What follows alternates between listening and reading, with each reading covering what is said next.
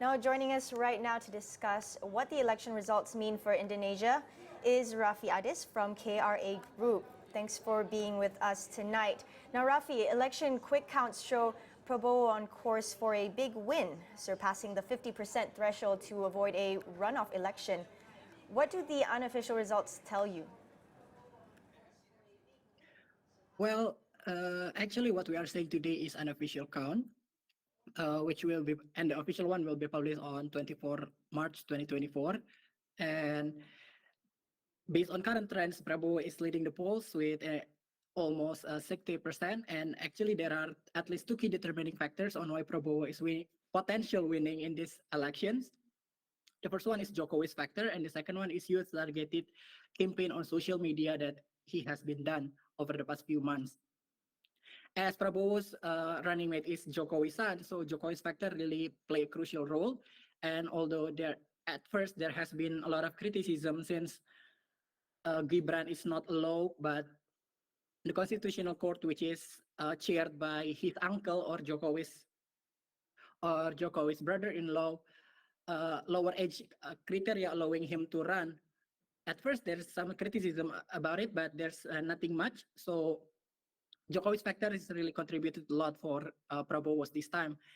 And for the second one is related to election on social media, which is targeting, since this year election targeting young voters with almost more than 50% of eligible voters. So it's really crucial for Prabowo's.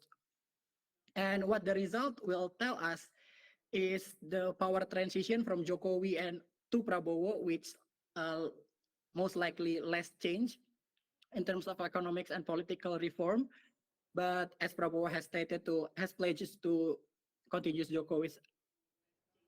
Jokowi's agenda, and since also Prabowo backed by some incumbents, so there might be reappointments of some ministers who under Jokowi's administration into Prabowo's administration. So there's nothing much change in terms of power transition. Right.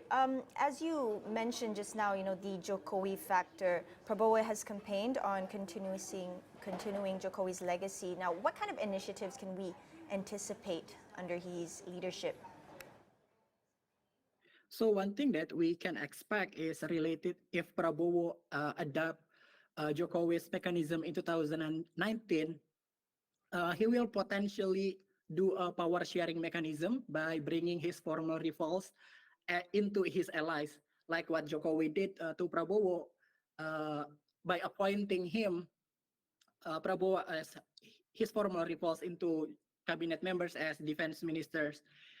And this will affect and strengthen political stability from the post-election polarization with a super majority coalition.